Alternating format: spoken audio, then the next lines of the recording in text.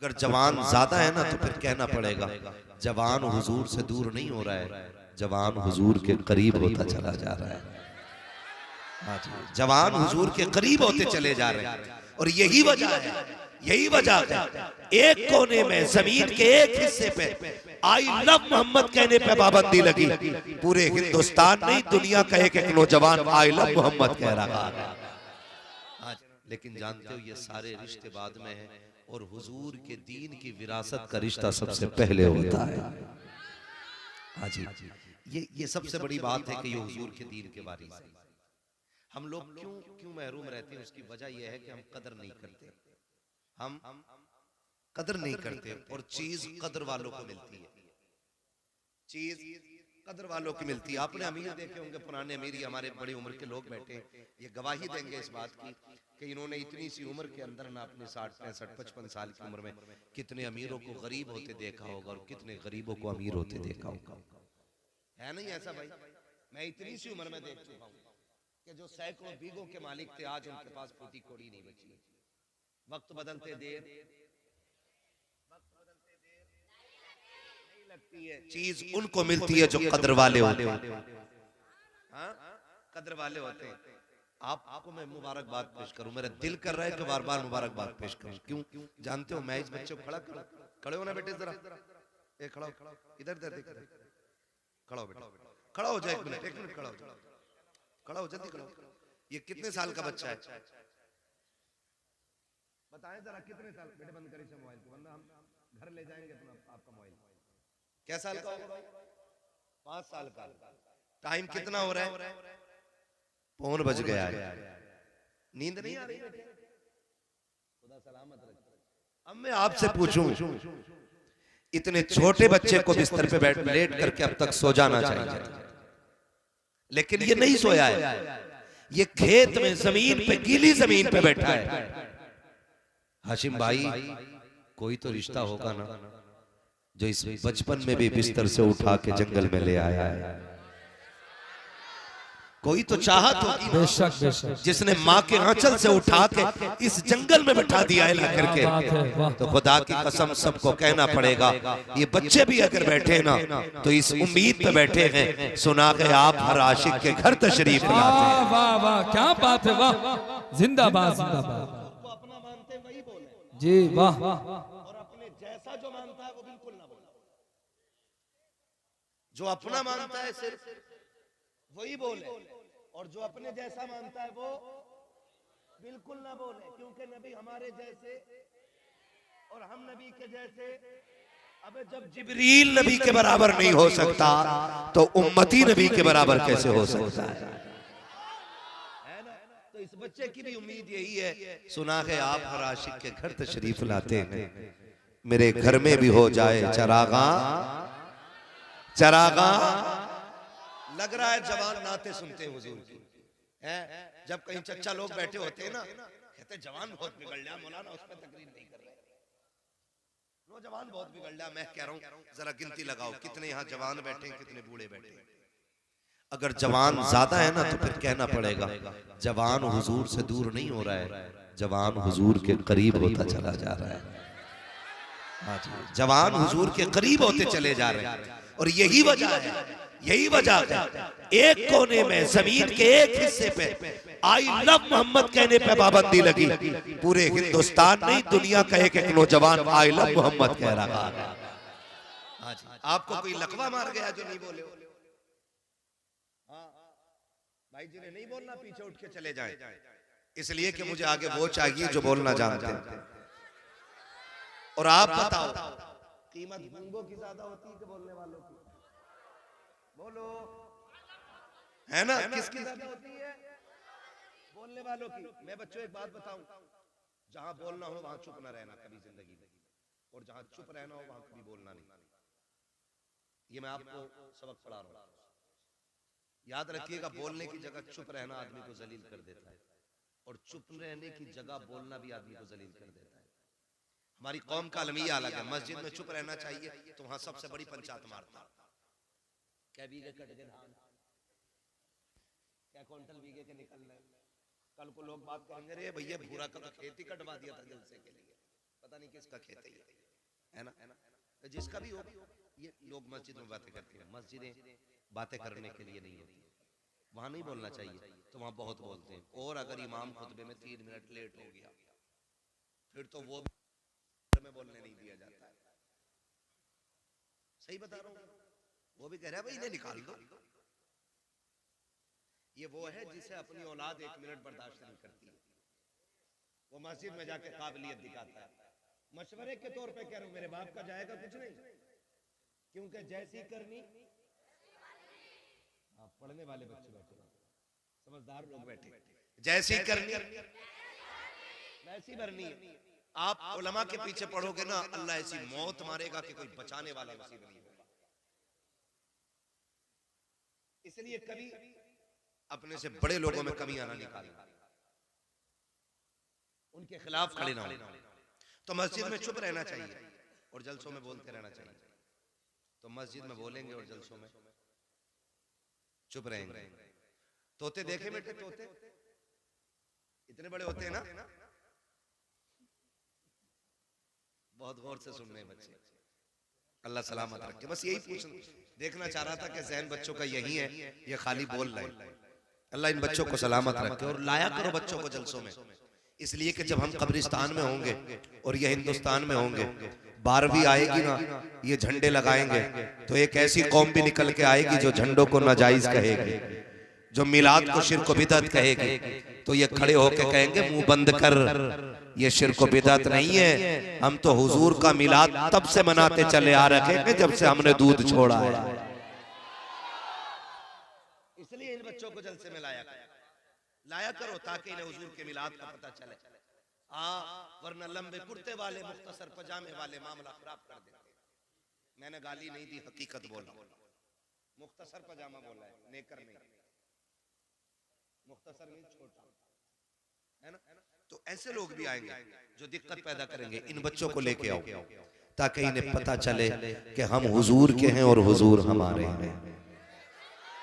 मैं इन बच्चों के माँ बाप को दुआ दे के कहता हूँ, अल्लाह इन बच्चों के माँ बाप को जन्नती बना दे, क्योंकि ऐसे बच्चों को परवरिश दे रहे हैं कि जो बच्चे हुजूर के लिए अपना वक्त और अपना आराम कुर्बान कर रहे हैं, है ना। वरना लोग इश्क करने के लिए एक उम्र होती है चच्चा, है ना भाई, इश्क करने की एक उम्र होती है। लोग आशिक तब बनते हैं जब अकल आती है, लोग दीवाने तब बनते हैं जब अकल आती है। इनसे पूछो लंदन क्या है पता नहीं, पेरिस क्या है पता नहीं, कश्मीर क्या है पता नहीं, इनसे खूबसूरत जगहों के नाम बताओ, नहीं जानेंगे। कब जानेंगे?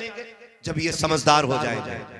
लेकिन इन नासमझ बच्चों से पूछो हुजूर कौन है, तो ये छोटे बच्चे भी कहेंगे सरवर कहूं के मालिक व मौला कहूं तुझे, बागे खलील का गुले ज़ेबा कहूं तुझे, तेरे तो वस्फ़ है तनागी से है बरी, हैरान हूं मेरे शाह मैं क्या क्या कहूं तुझे। गोया ये बच्चे कहेंगे कि दुनिया को अक्ल वाले जानते हैं और हुजूर वो है जिन्हें दुनिया जान करके अक्लमंद बन जाया।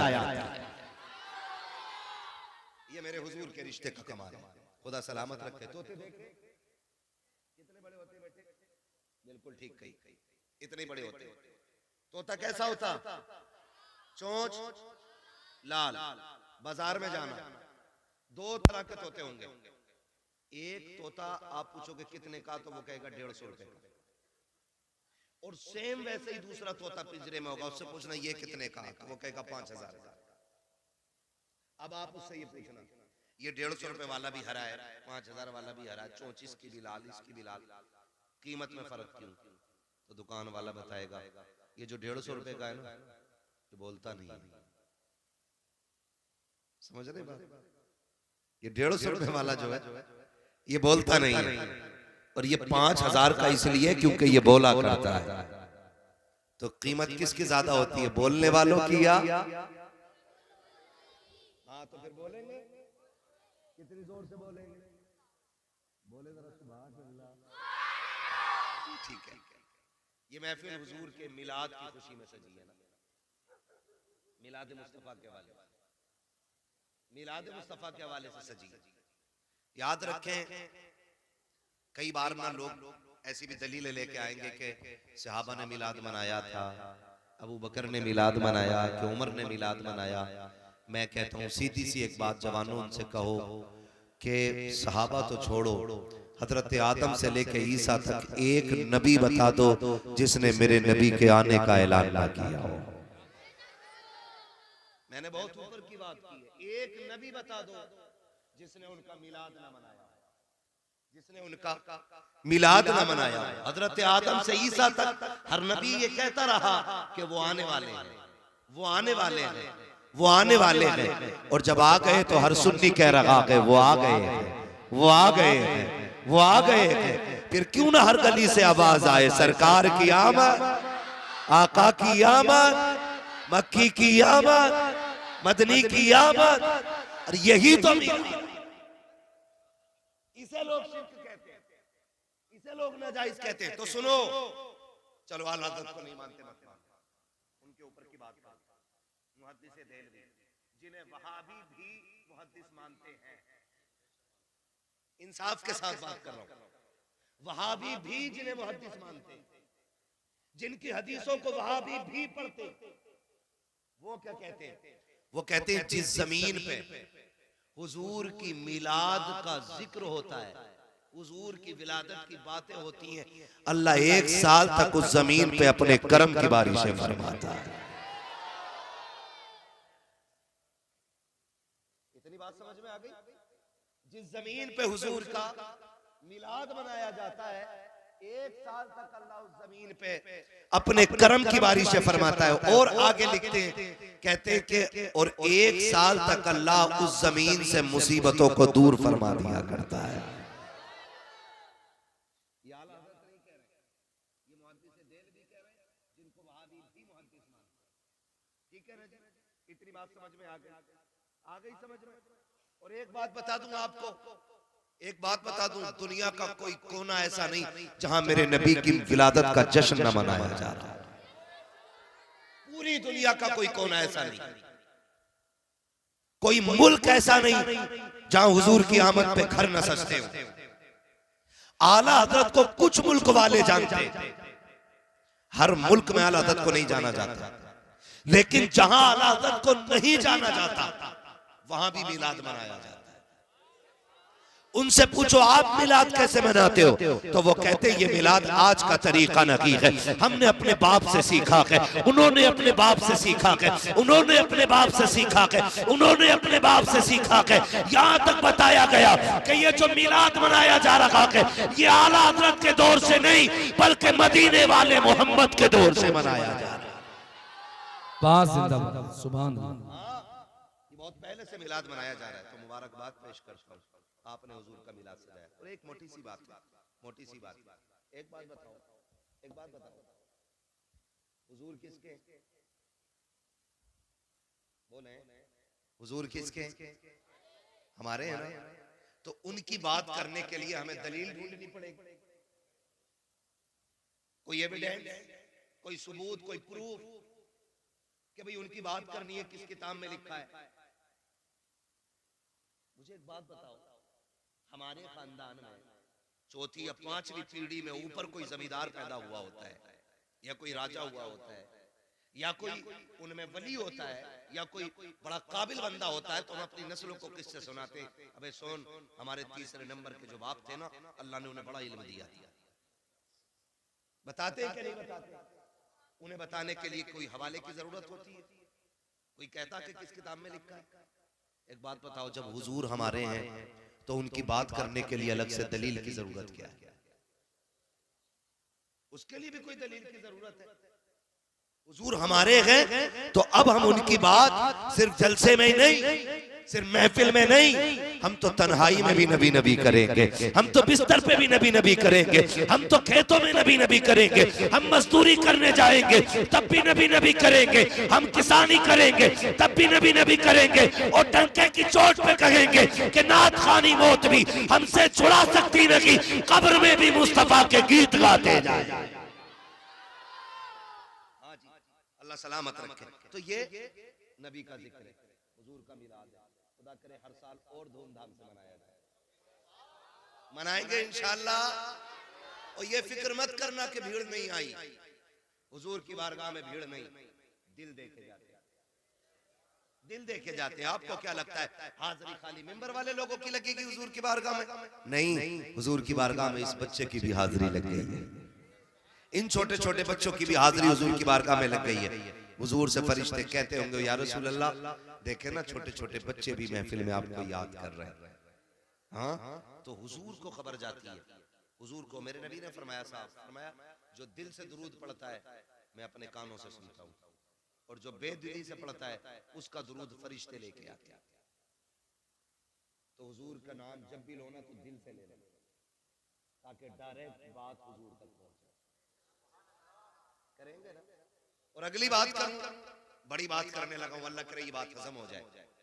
मिलाद, झंडे, एक बात और कही जाती है, ओ भाई इतने झंडे लगा रहे हो, इनकी क्या जरूरत है, इसकी जगह गरीबों में दुपट्टे बांट दो।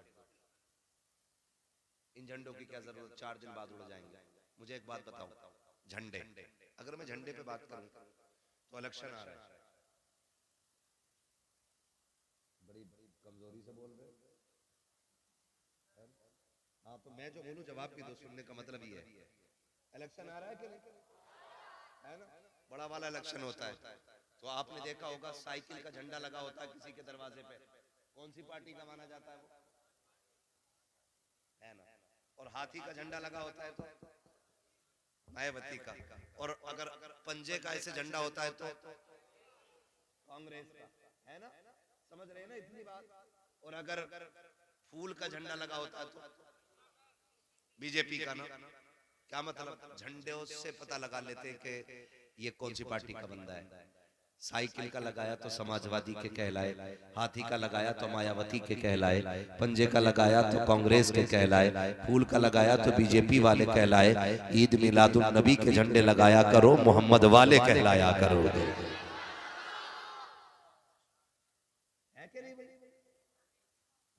ईद मिलादुन नबी का झंडा लगाओ तो हुजूर वाले कहे जाओ, तो फिर इस झंडे पे झगड़ा कर, नहीं नहीं नहीं, इसकी जगह दुपट्टे बांट देते।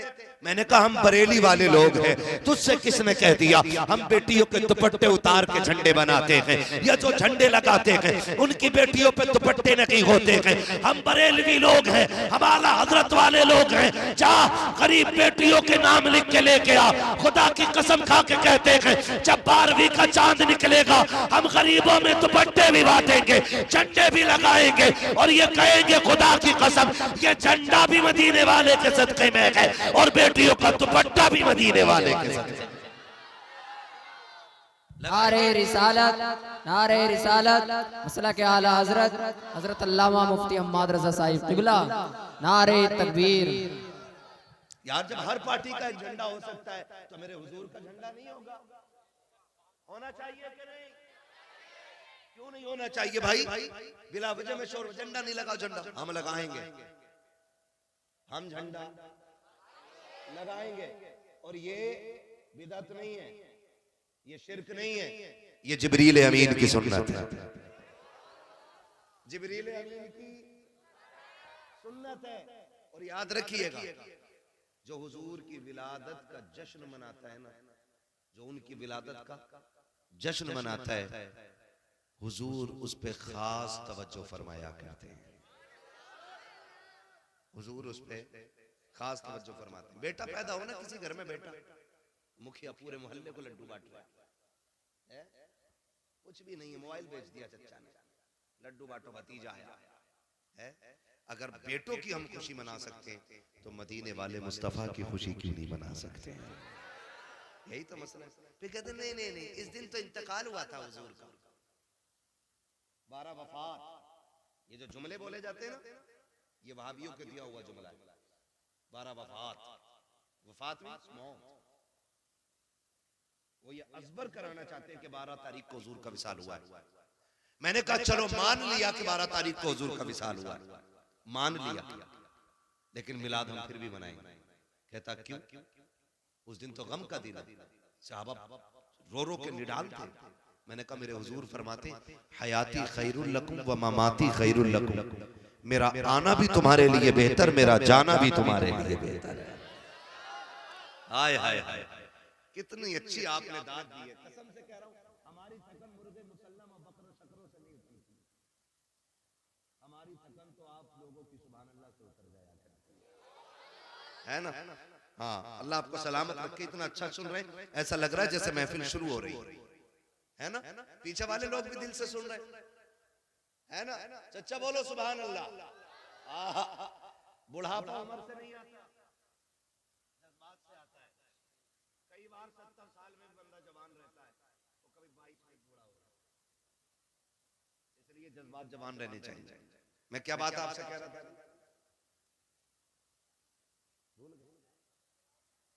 भूल गए आप? नहीं ना? मैंने क्या कहा था?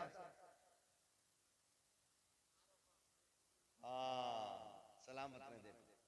ये 12 वफात कहलवाया जाता है, 12 वफात। ठीक है, इसलिए ताकि हमें ये अज़बर करा दिया जाए कि हुजूर मर गए। गम उसका होता जो मर जाए, हमारा नबी जिंदा है। जितने मानते वही बोले जिंदा है। हमारा नबी, हमारा नबी, हमारा नबी का जिंदा होते तो दिखते ना। तो मैंने दिखते हैं ना, तो कह रहा मैं तो 5 महीने से उनके रोजे पे ड्यूटी कर रहा हूं, मैंने आज तक नहीं देखे। मैंने कहा 40 काफिर खड़े थे हुजूर की चौखट पे हिजरत की रात, और सरकार उनके सामने से निकल के गए। जब 40 को दिखाई न दिए दरवाजे से गुजरते हुए, तो 4 को क्या नजर आएंगे? काफिर देखा किसने? हम कैसे मान ले के जिंदा है? मैंने कहा तू नहीं मानेगा। हुजूर उन्हें दिखाई देते हैं जो अदब से जाया करते हैं, जो इश्क से जाया करते हैं। कहा कौन गया? कहा मेरा इमाम अहमद रजा गया है, बरेली का ताजदार मदीने गया है, और एक तमन्ना लेकर के गया था, सरकार बगैर देखे आप पे सलाम पड़ा है, पूरी जिंदगी बगैर देखे आपकी नाते पड़ी है। आज अहमद रजा मदीने आ गया है, आज बगैर देखे नहीं पड़ेगा, बल्कि सरकार पहले जलवा दिखाइए, फिर अहमद रजा आपके सर को देखेगा तो फिर झूम के कहेगा मुस्तफा जाने रहमत पे लाखों सलाम, शमे बज़ में हिदायत पे लाखों सलाम। आपके माथे को देखेगा तब कहेगा जिसके माथे शफाअत का सेहरा रहा, उस जबीने सादत पे लाखों सलाम। सरकार जलवा दिखाइए, आपकी आंखों को पहले देखूंगा, फिर कहूंगा नीची आंखों की शर्मो हया पर दुरूद, ऊंची बीनी की रिफत पे लाखों सलाम। कहते गए रोते गए, लेकिन दीदार नहीं हुआ है। उसके बाद रो के कहते हैं वो सुए लालाजार फिरते हैं, तेरे दिन आए बहार फिरते हैं, जो तेरे दर से यार फिरते हैं, दर बदर यूं ही खार फिरते हैं। कोई क्यों पूछे तेरी बात रजा, तुझसे कुत्ते हजार फिरते हैं। जैसे इतना कहा है सारे तर पर्दे हट गए, सामने मुस्तफा का जलवा था। आला हजरत ने हुजूर को देखा और तड़प के कहा था तू जिंदा के वल्ला, तू जिंदा के वल्ला, मेरे चश्मे आलम से छुप जा दे। नारे तकबीर, नारे रिसालत, मसला के आला हजरत, मसला के आला हजरत। इश्क मोहब्बत, इश्क मोहब्बत, इश्क मोहब्बत, इश्क मोहब्बत। नारे तकबीर, नारे रिसालत। बेशक सुभान अल्लाह। तैयार है भाई? है ना? कमेटी वाले हाथ उठा दे, कितने बैठे हैं कमेटी वाले? वाह वाह, सलामत है। खुदा करे आज ये जलसे की कमेटी वाले करा रखे, कहलाए रहे जा रहे हैं, कयामत में हुजूर वाले कहे जाते रहे। ये नेक काम करते रहना चाहिए। खुदा आपको सलामत रखे, ठीक है ना? मैं क्या कह रहा था अभी आपसे? हुजूर उन्हें दिखाई देते जो इश्क के साथ मदीने जाते। यहाँ पे कुछ लोग हैं जो मदीने घूम आए हैं, कुछ लोग इस महफिल में है ना? हाँ, खुदा आपको सलामत रखे। मैं हाँ, ये मेरी तकरीर ही का हिस्सा जो मैंने सवाल किए है। जिन्होंने नहीं देखा, अल्लाह उन्हें एक बार हुजूर का मदीना दिखाए, एक बार जरूर दिखा। और ये नहीं कि खाली आला हज़रत ने देखा, खाली आला हज़रत ने नहीं देखा। कितने आशिक ऐसे हैं कि गरीब गए और हुजूर का दीदार करके लौटे, हुजूर का दीदार करके लौटे। ये दिल होना चाहिए। दिल आपका जब इश्क का नगीना होगा ना, तो फिर सामने हुजूर का जलवा होता है ना? सामने हुजूर का। मुझे वो बात याद आ गई, ये बता दूं आपको। एक साहब हज करके आए, बड़े गरीब बंदे थे वो, बहुत गरीब थे। जब से वो हज करके लौटे ना, बूढ़े आदमी थे, बुजुर्ग थे, कोई काम करते थे मजदूरी का। जब आए ना हज करके वापस, तो आंखें बंद रखते थे, खोलते ही नहीं, बहुत कम आंखें खोलते थे। फुर्सत मिलती आंखें बंद कर लेते। किसी ने कहा चाचा जब से लौटे हो ना आज से आंखें बंद क्यों रखते हो? तो उन्होंने कहा था एक राज है इसमें, एक राज है इसमें। बेटे यहाँ जाओ, कुर्सी ले लो, तुम तकरीर करो, हम सुनेंगे। आ जाओ, बस करें भाई, बस ठीक है। मुझे बोलने दे जरा, आप ना कहें कुछ, मैं क्या लूंगा, मेरे भाई हैं ये, कोई बात नहीं है। हाँ कभी कभी चूक हो जाती है तो थोड़ा सा मीठे लफ्जों में, ज्यादा सख्त में नहीं, ठीक है? तवज्जो है ना? हाँ मुझे पसीना आ रहा है, मैं इतनी मेहनत से बोल रहा हूँ, थोड़ा सा ख्याल करें इस पसीने का। खुदा आपको सलामत रखे। तो वो हज से लौटे ना तो आंखें बंद ही रखते थे। उनसे पूछा चाचा आपकी आंखें बंद रहती हैं, कभी खोलते कि? बहुत कम खोलते हो। उन्होंने कहा इसमें राज है बेटे। कहा क्या राज है? कहा बड़े जमाने से तमन्ना थी हुजूर का मदीना देखने, लेकिन मैं बड़ा गरीब था। एक जमाना लग गया तैयारी करते करते, एक जमाने तक पैसा इकट्ठा किया और आखिरी पड़ाव में जिंदगी के हुजूर के मदीने में हाजिरी हो गई।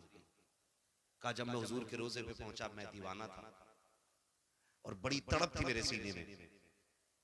कहा जब जालियां हुजूर के रोजे के सामने आई ना तो कहने लगे बेटे मैं अपने आप को रोक ना सका, मैंने दौड़ के हुजूर की जालियां पकड़ी। कहा वहां पे मुतव्वा खड़ा था, उसने ना मुझे पकड़ा और कहा शिर्क, हाजी शिर्क। उसने शिर्क कह के ना मुझे छुटाने की कोशिश की, लेकिन मैं कैसे छोड़ देता यार, पूरी जिंदगी की तड़प मेरे सीने में थी। कहा उसने पूरी ताकत लगा दी, मैंने नहीं छोड़ा। वो इधर खींचता था, मैं हुजूर की जाली पकड़े हुए था। कहा उसने फिर जोर से लाठी मारी मेरे हाथ पे। कहा जैसी लाठी लगी बूढ़ा था, दर्द बहुत तेज उठा, बर्दाश्त न कर सका, बेहोश होके गिर गया। उसने कहा जब मैं बेहोश होके गिरा ना तो इधर आंख लगी, उधर मैंने ख्वाब में हुजूर को देखना शुरू कर दिया था। जब लाठी लगी और मैं बेहोश होके गिरा ना तो मैं क्या देखता हूँ, हुजूर बैठे और मैं बैठा हूँ। जिस हाथ में लाठी लगी है ना हुजूर ने मेरा हाथ पकड़ रखा है और हाथ फेर के कह रहे दर्द हो रहा है, दर्द हो रहा है। मैंने कहा या रसूल अल्लाह कितनी दुख उठा के यहां तक पहुंचा हूं, ये तो कुछ भी नहीं है। कहते हैं फिर हुजूर सीने से लगा के कहते हैं दुख न कर, यार तक आने के लिए लाठियां खानी पड़ जाया करती है, महबूब तक आने के लिए तकलीफें उठानी पड़ जाती हैं। उसने कहा आज भी इसीलिए आंखें बंद करता हूं, काश फिर आंख बंद हो और फिर हुजूर ख्वाब में तशरीफ ले आए। तो ये ताल्लुकात दिल के होते हैं, दिल के होते हैं। जो हुजूर को जिंदा मानते हैं और ये अकीदा लेके जाते हैं, फिर हुजूर उन्हें ज़ियारत नसीब कराते हैं।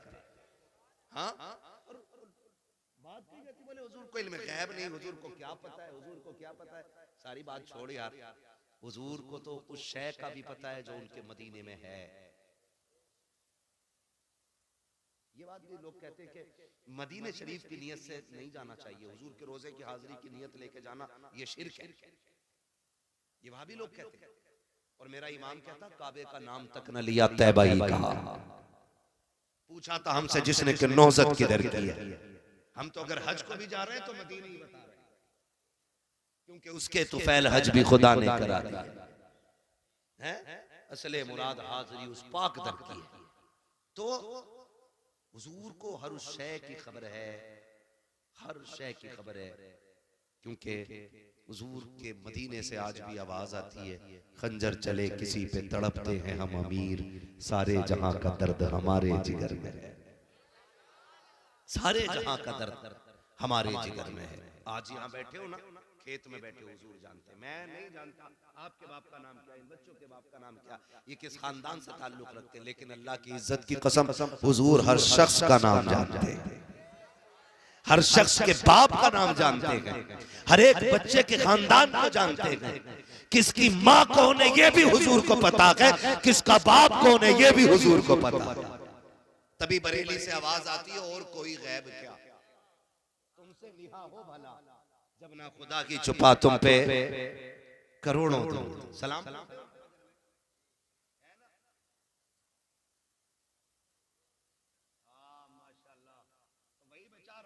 आवाज आती है, ठीक है ना, जब ना खुदा की छुपा, थक गए हो नहीं थके फिर बोलो, जब ना खुदा की छुपा तुम पे करोड़ों दो, ठीक है ना। हुजूर आए, कायनात मुस्कुराने लगी। अब वो अपना अपना नसीब है, हुजूर आए, माँ बाप मिले, आपका कैसे हुआ? मैंने कहा सुनो, माँ बाप होते थे लेकिन माँ बाप की तरह आज की तरह नहीं होते। औलाद ही अपने बाप को बाजार में बेच देती थी। माँ बाप के इंतकाल के बाद, माँ बाप के इंतकाल के बाद बच्चे अपने घर की नौकरानी बना लेते थे। हाँ, बेटे बांट लेते थे, कनीजों में माएं दाखिल होती थी। ये तो हुजूर आए तो उन्होंने कहा जन्नत तहता क़दामी उम्महातिकुम, जन्नत तुम्हारी माओं के कदमों के नीचे है। खुदा की कसम, माँ अगर गोबर और मिट्टी करने वाली है ना, तो हर बेटे के लिए उसकी जन्नत उसके कदमों में रख दी गई है। हर उस शख्स को हुजूर के नाम का झंडा लगाना चाहिए जिसके घर के अंदर माँ मुस्कुरा रही है। हाँ, मैं यहाँ अकीदे पे बात नहीं कर रहा हूँ, मैं कह रहा हूँ हर उस शख्स को झंडा लगाना चाहिए जिसके घर में माँ मौजूद है। इसलिए कि माँ जैसी कोई दौलत कायनात में नहीं है ना, माँ जैसी दौलत कोई कायनात में है ही नहीं। और आज ना हम माँ ही की कदर नहीं करते, हम बाप की कदर नहीं करते। अब्बा को सोचते बूढ़ा हो गया, चलो खाट इसकी बाहर डालो, अब इस पे मेरा कब्जा मकान। बूढ़ा बाप बोझ लगने लगता है। कभी ये मत समझना कि बाप मर जाएगा, मकान खाली हो जाएगा, फिर मौज करेंगे। जब घरों से बाप की चारपाई उठ जाती है ना, फिर घर घर नहीं रहते, घर कब्रिस्तान बन जाया करते हैं। ये बात मेरी याद रखना। एक एक नौजवान से कहना चाहता हूँ, खुदारा अगर चाहते हो दुनिया और आखिरत बेहतर हो तो अपने माँ बाप की कदर करो। माँ बाप की कदर। बाप कितने साल पालता हो रहा?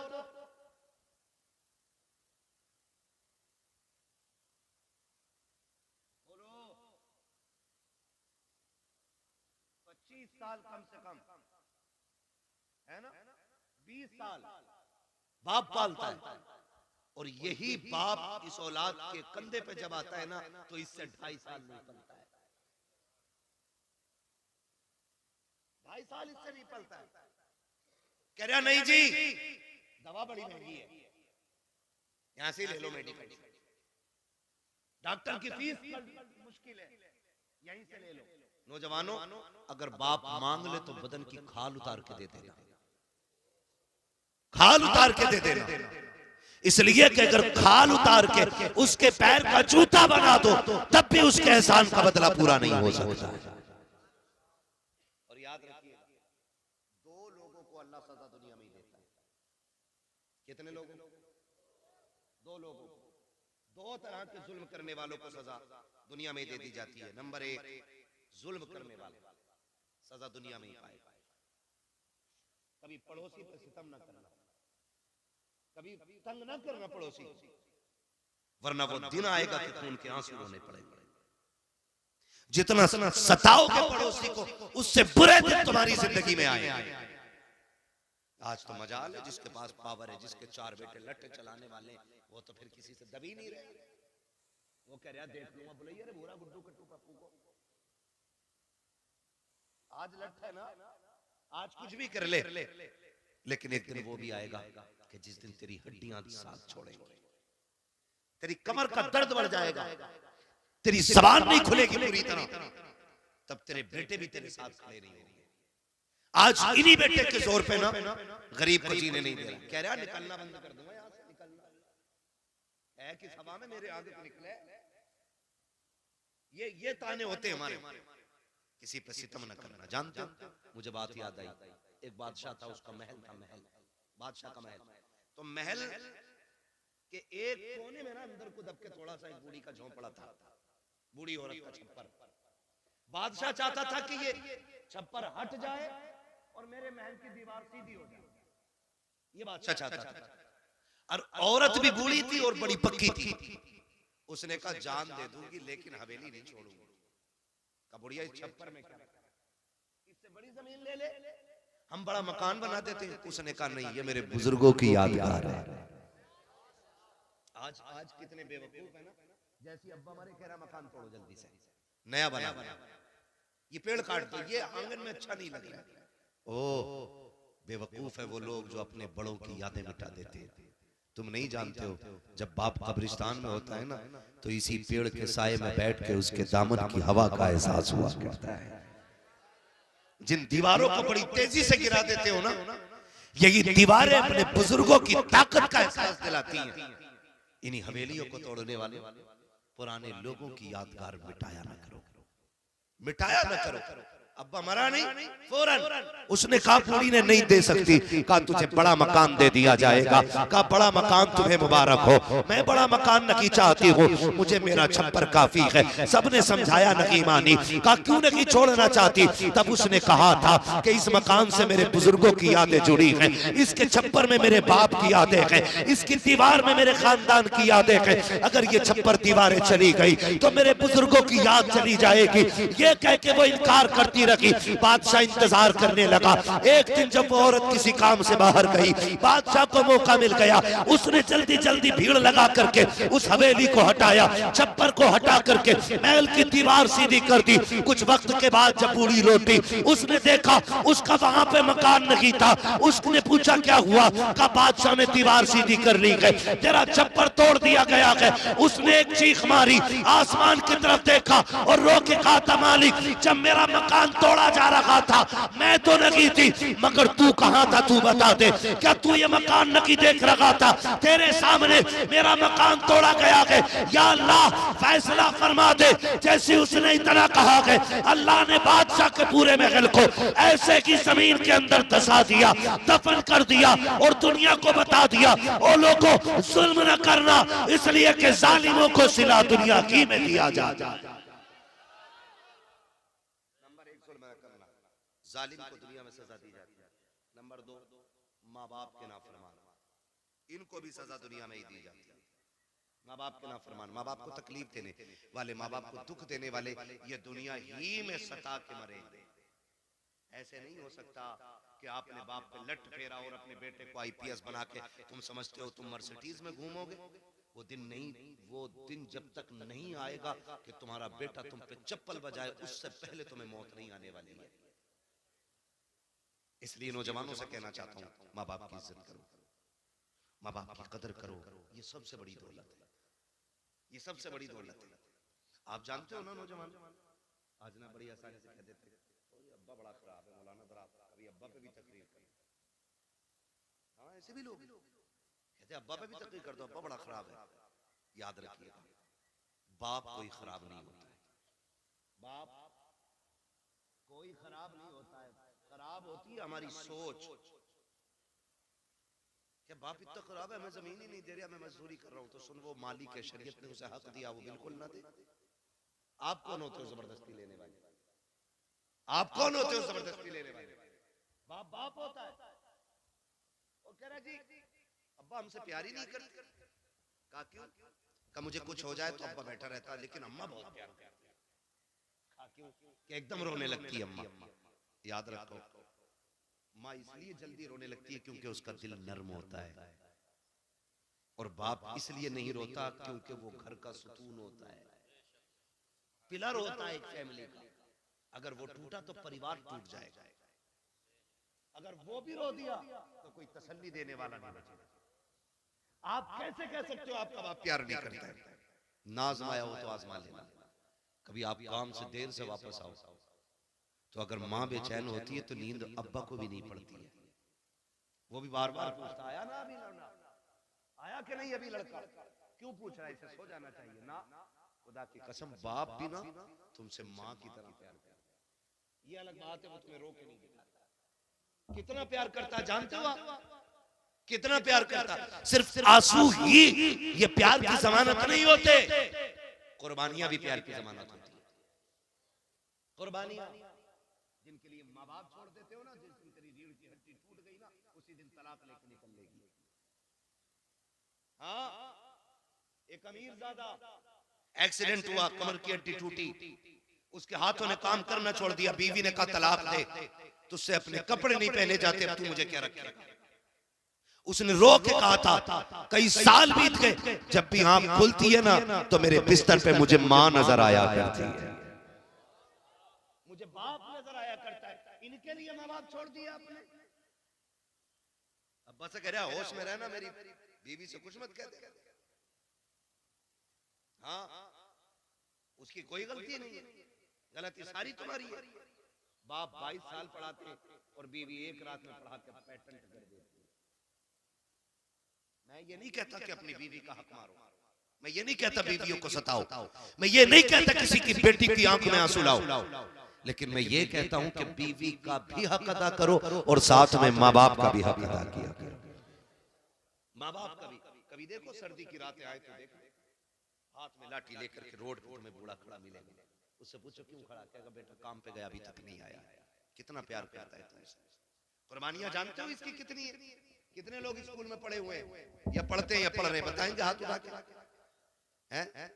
माशाअल्लाह आप लोगों ने, इतने लोगों ने स्कूल में पढ़ाई की है। चलो कोई बात नहीं, हम नहीं पढ़े तो इंशाअल्लाह अपने बच्चों को पढ़ाएंगे इंशाअल्लाह, वादा करो इंशाअल्लाह बच्चों को पढ़ाइए। और एक नारा याद रखो, आधी रोटी खाएंगे, ये नारा याद होना चाहिए, आधी रोटी खाएंगे, बच्चों को पढ़ाएंगे। क्योंकि वो दौर नहीं है कि आप अपना हक बम बारूद और तलवार से लें, अब दौर कलम का आ गया, कलम का आ गया। आप लाख कोशिश कर लें आपकी बस्ती आगे बढ़ जाए, अगर जाहिर रहोगे तो आगे नहीं बढ़ेगी। आप 1 लाख कोशिशें कर लेना कि आपकी बस्ती का नाम हिंदुस्तान के मशहूर कोनों में आ जाए, चाहो जितनी चाहो ताकत लगा लेना, अगर अनपढ़ रहोगे आगे नहीं बढ़ सकते हो। चाहो गारंटी है मेरी, अपने बच्चों को IAS बना दो, IPS बना दो, अगर बस्ती छोटी भी है हिंदुस्तान की बड़ी किताबों में नाम आएगा, हिंदुस्तान की बड़ी महफिलों में नाम आएगा। पता ये चला कामयाब वो नहीं होते हैं जो पैसे वाले होते हैं, कामयाब वो नहीं होते हैं जो ताकत वाले होते हैं, कामयाब वो होते हैं जो तालीम वाले होते हैं, जो कलम वाले हुआ। इसलिए पढ़ाएंगे इंशाअल्लाह। हाँ, जो नहीं पढ़ेंगे या तो मजदूरी करेंगे, और आगे तुम्हें मजदूरी नहीं मिलने वाली, ये भी लिख लीजिए, आगे तुम्हें मजदूरी नहीं मिलने वाली। नाम पूछ के ना अब्दुल करीम के नहीं है जगह, नाम जीशान नहीं है जगह, फिर क्या करो? चोरी, डकैती या फिर भी खुदारा बदल दो अपने आप को। बच्चों को पढ़ाओ, बच्चों को पढ़ाओ, इसलिए कि जो चीज बम बारूद से हासिल नहीं की जा सकती वो कलम से हासिल की जा सकती है। और ये जो बहाने बनाते हैं ना, ये बहाने नहीं यार, असल में बता, मैं ना मुसलमान था इसलिए फेल कर दिया।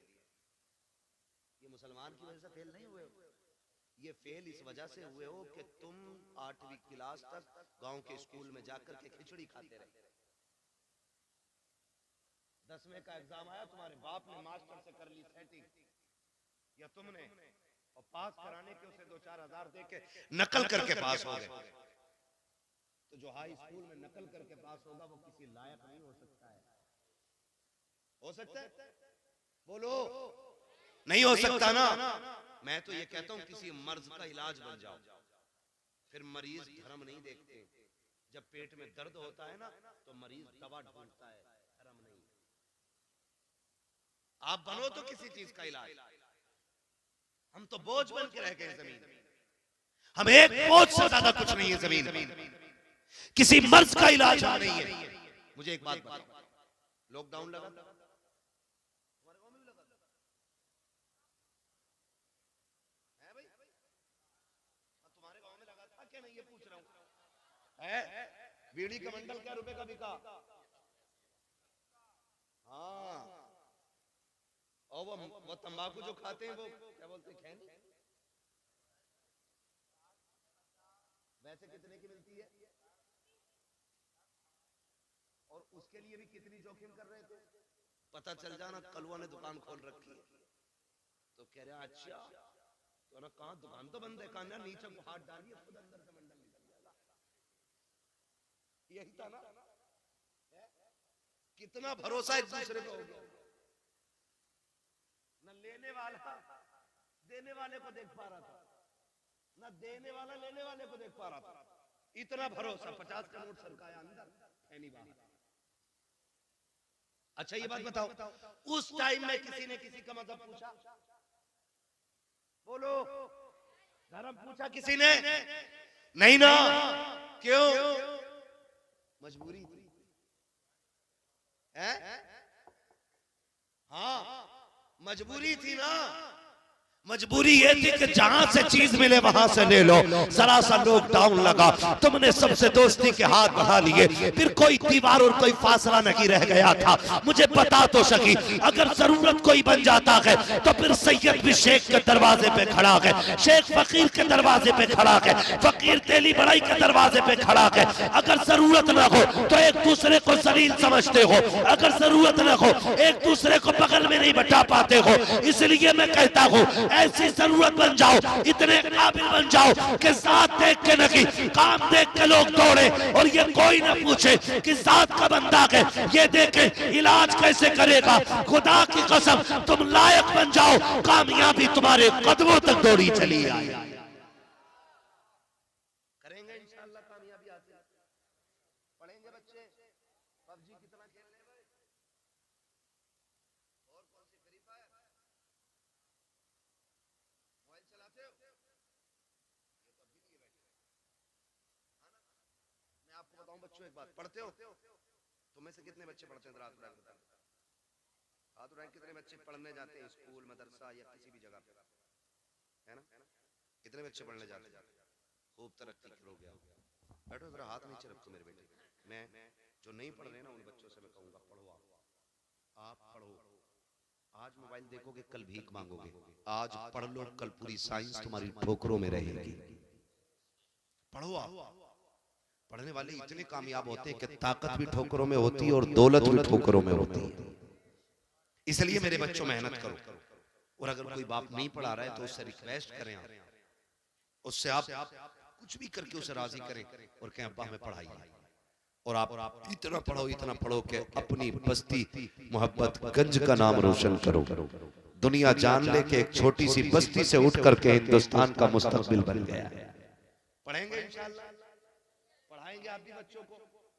हुजूर आए, हुजूर ने इल्म का सबसे पहला सबक दिया। हाँ, इक़रा बिस्मि रब्बिकल लज़ी खलक़, ये कुरान ने पहली आयत कुरान पाक की नाज़िल हुई है। हमारे नबी पे इक़रा की आयत सबसे पहले नाज़िल हो रही है और हमारी कौम सबसे ज्यादा जाएगी। जब इल्म होगा तो मोहब्बतें होंगी, प्यार होगा और फिर कामयाबी होगी। ठीक है ना? हुजूर आए, कायनात मुस्कुराने लगी। माँ की भी इज्जत करनी है, बाप की भी इज्जत करनी है, और 12वीं वाले का मिलाद हर साल मनाना है। मनाएंगे इंशाअल्लाह, मनाएंगे इंशाअल्लाह। एक बार फिर आखिर में नारा लगा के बताएं कैसे मनाएंगे। सरकार की आमद, इतनी जोर से नारा लगाओ कि आवाज वहां तक पहुंचे जहां तक लोग सुन पाए। ठीक है ना? और जोर से बोले सरकार की आमद। बस यही जज्बा रहना चाहिए इंशाअल्लाह। रहेगा ना अगले साल तक?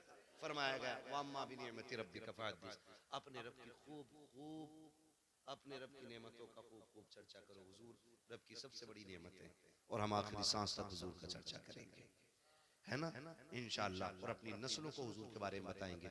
एक दिन हुजूर का जश्न मनाओगे, साल भर बरकतें मिलती रहेंगी, साल भर बरकतें मिलती रहेंगी। आला हज़रत फरमाते हैं वो जो न थे तो कुछ न था, वो जो न हो तो कुछ न हो। जान है वो जहान की, जान है तो जान है तो जान है तो जहान है। बस सारे लोग कलमा शरीफ पढ़ लीजिए, ला इलाहा, और जोर से ला इलाहा इल्लल्लाहु मुहम्मदुर रसूलुल्लाह अस्तगफिरुल्लाह रब्बी मिन कुल्लि ज़ंबि व अतूबु इलैहि व मा अलैना इल्लल बलाग। अस्सलामु अलैकुम व रहमतुल्लाहि व बरकातुहू।